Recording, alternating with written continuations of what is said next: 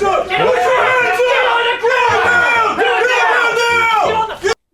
Good morning, everybody. I hope you're having a great week. And today I wanted to talk about something that I probably have never discussed. Most YouTubers will never talk to you about. Anybody that has any type of weird lifestyle that is kind of public never seems to talk about it. And I feel like this really needs to be put forth, and like maybe people will start kind of understanding what can happen behind the scenes here on one of these YouTube channels.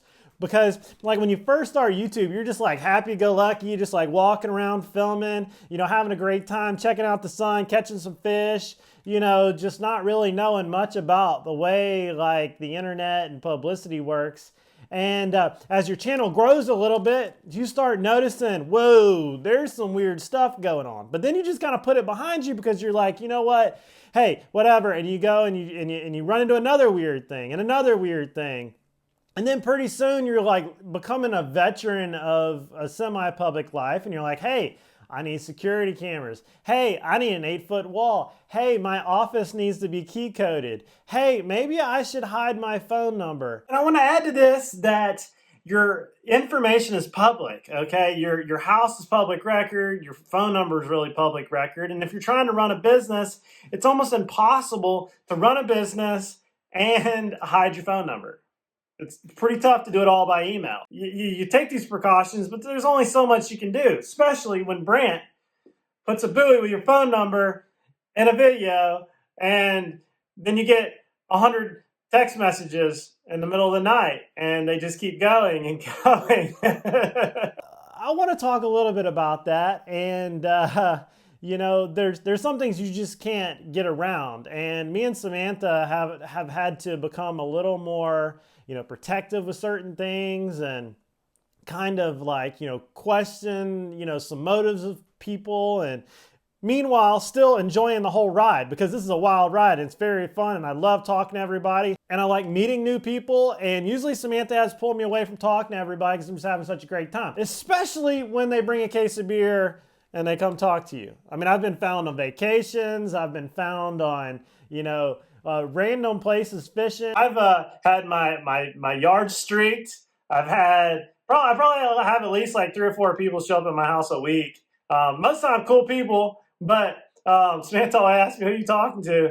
But, you know, after a while, you know, it can be kind of weird, especially like when COVID was happening. People were like knocking on my door, and I'm like, hey man, I don't know, there's this crazy virus out there. I don't know if we can talk. I don't know what's going on right now. And I'm just in here studying for the real estate exam, just, you know, like just hanging out. But see you later.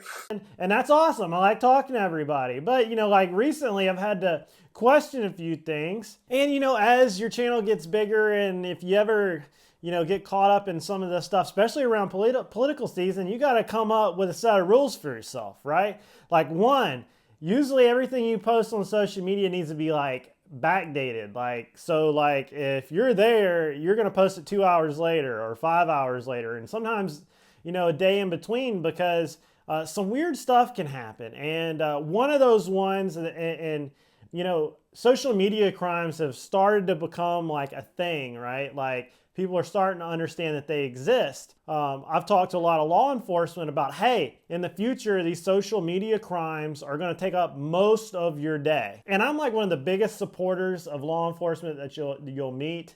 As long as it's constitutional, I'm like, you know, screaming eagle, flag flying, red, white, and blue police respecting as possibly can be.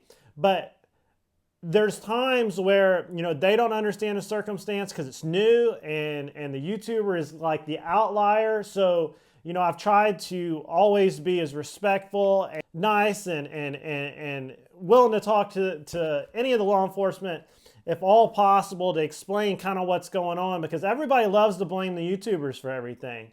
And, you know, sometimes you can get caught up in some weird ways.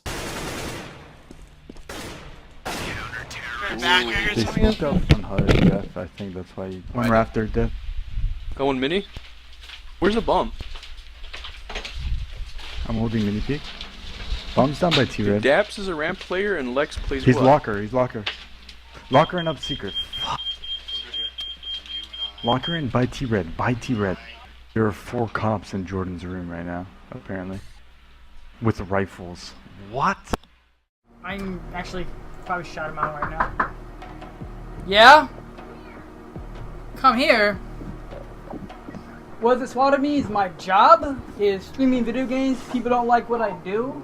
They get my information, call the cops. The big one that I wanted to talk to today about is swatting. And you know, somebody will say, why would you make this video? You're going to get swatted. Well, I'm making this video for everybody to understand that it's a thing and like what it is.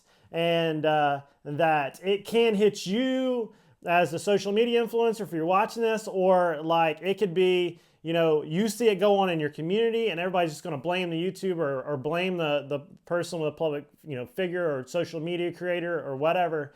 But what will happen, and there's a reason why I never live stream at all, because, and if I do, it's somewhere that nobody knows I'm there or whatever. But when you live stream, it usually happens a lot to live streamers. Whoever is on the other end of the live stream that's watching it will call in a fake violent crime or whatever and get the sheriff's department or the police department to respond in force. And then they sit back and watch what goes down, hoping that something will go sideways. And it's like theater for them, and it's super illegal. Do not ever try this. I mean, I think it's like a class 3 felony, or it's a really high felony, and it should be because it's super dangerous. It takes a lot of response by the sheriff's department or Pensacola PD or whoever for this. You know, when this happens, and when they respond, they don't believe the person that they're responding to because their job is to respond in force. You know, and it actually happened here in Pensacola not too long ago with. Chili.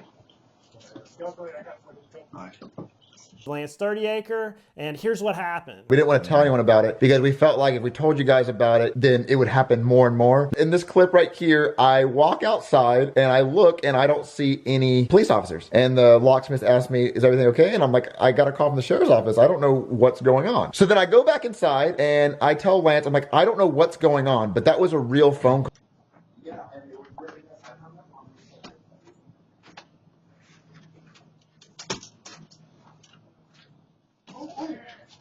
No.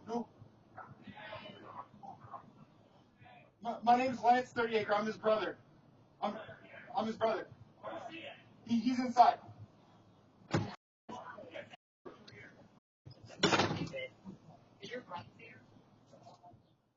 not here. They are. Sure.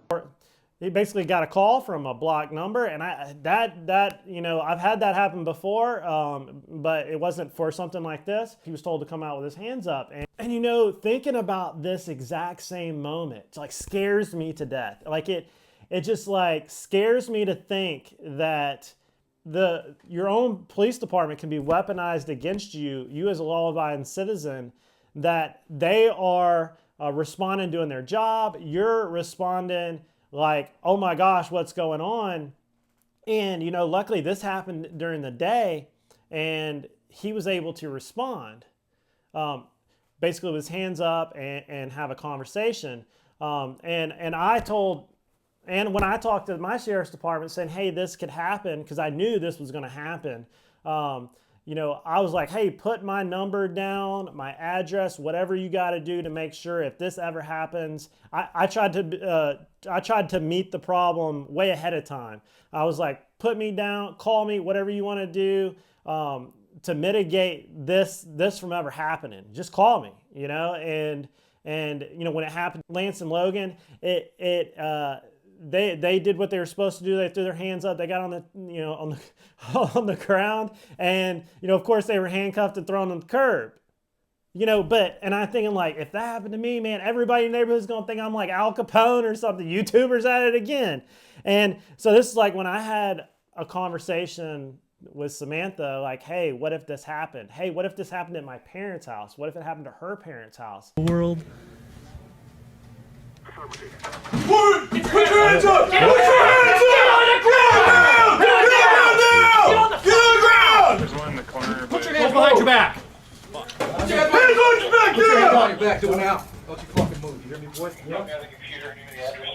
Copy, one in custody. What's your name? Nora, we have one in custody. Lincoln 2, address is 1221 West Mineral Avenue. Command is at 1241 West Mineral Avenue. Stand up. Separate your feet. Somebody boost me up for a little. It's why when you Like, you know, drew a lot of like thoughts in my head to kind of worry about it. Samantha says I'm a little paranoid, but it happened in our town. It's happened in a lot of people's town. And you know, I've kind of like talked with the sheriff's department about, hey, like, how can you get ahead of the curve so this doesn't happen to both sides? You know, the sheriff's department's just doing their job. You're freaking out. They're freaking out. Nobody knows what's going on. And, you know, how can we train both sides of the spectrum here, both sides of the issue to have a good response? You know, because I don't know as a veteran what I would do if my door goes thump in the night and I get up to protect my house and my family. And instead of it being a burglar, it's the sheriff's department. Who knows what could go down next? You know, you never want that to happen. You're trying to do your best as a law-abiding citizen to do what you're supposed to do what the police tell you. But, you know, it's like they're weaponizing both sides against each other. And that is just incredibly dangerous. Because on this note, it's also one reason why I kind of stopped carrying my pistol with me is, you know, and this is kind of like infringed on my personal rights because I carry around this big camera with me all the time. It's big, it's black, it's weird looking, and I'm always afraid that somebody out there, somebody that doesn't know what they're looking at is going to say, that's a gun. And they're going to call and they're going to say, there's this guy with a gun. It's just my camera, you know, and when you're in public, a lot of people don't understand what you're doing. And they call it in, and then there you are talking to a deputy with a gun. And they said you had a gun. But the gun wasn't anywhere near anything like that. They saw your camera or whatnot, and they're rolling up on you, and now you're like in a pickle. And like that is like, truthfully, that is completely scary to me because they're not going to believe you. They heard gun, they found a gun, and now you're in trouble. Instead of, I was doing what I was supposed to do. It's my constitutional right to have my gun. It's my constitutional right to be able to talk on camera and be in public. But that one person that doesn't know what they're talking about called the law on you, and it puts the deputy in a bad situation, puts you in a bad situation. Because my neighborhood calls cops on everything, and they're wrong like 99% of the time because they don't even know what they're looking at. They don't recognize a guy that runs every afternoon, and they call the cops on the guy that runs every afternoon, and he's just doing what he's supposed to be doing. He's just hanging out, running in the park because people run in the park. But that one person that doesn't recognize anybody and can't even see across the street called the law on somebody. It puts everybody in a weird situation. I hope legislation comes forth to protect this. I hope the sheriff's department and police departments mitigate this, jump ahead of the curve. In a lot of the big cities, this has been mitigated against. But, you know, Logan Paul, Lance 30 Acre, a lot of small streamers, gamers, a lot of gamers, this has happened to, especially in the younger world, because this is considered like, these kids think it's funny and they don't really understand the consequences, and it's kind of like calling in a bomb threat, you know? So, you know, and that happens at schools all the time. And now they're doing it on social media where they're actually messaging the threats, you know, from all these different, you know, ways of hiding behind screen names and stuff. So don't do this. This is terrible. I just wanted to talk about it on my side, kind of like how all this kind of can happen. And if y'all see a YouTuber or whatever get hemmed up or something, or this could happen to anybody. This could happen to any type of political activist, you know, especially during election season. This could happen to just another kid. This could happen to a Snapchatter, an Instagrammer. But if you're out there and you're watching this video, put a set of rules down. Don't post anything when you're actually doing it. Post it afterwards. If you're law enforcement, understand this can happen and somebody is watching you respond, hoping that you do something violent so they can post it on social media, because right now reactions to content makes it get bigger. So if you're law enforcement, don't react. Just kind of sit back, have a conversation, use your head and say, how can we keep this from being a bad situation? So law enforcement, just put some SOP procedures of how to respond to this. Train your guys on the ground. Content creators, don't be dumb. And neighbors, don't call the cops on everything that you don't know what you're looking at.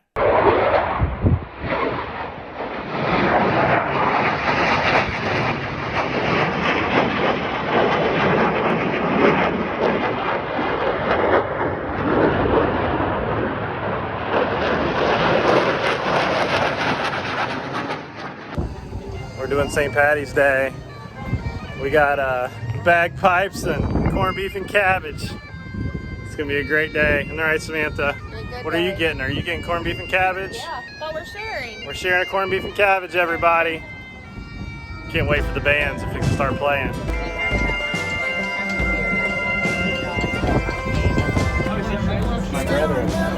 That'll be so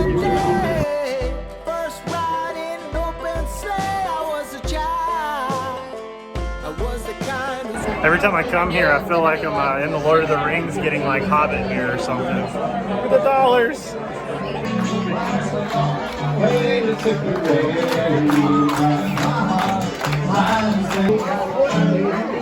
Can't believe you didn't give me a green beer. I was just in a hurry. It's loud. I just ordered what I thought you wanted.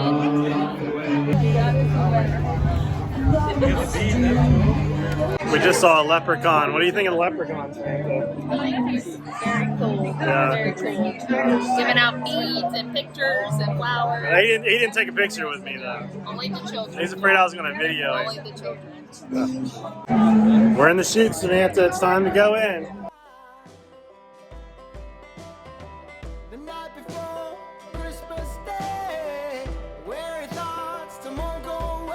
So Samantha had one job to get me green beer. No green beer. They ran out already. She got green beer. She got green beer. But I couldn't get green beer. He told me in the car to order in the red. And so I ordered in the red beer. I thought they gave me green.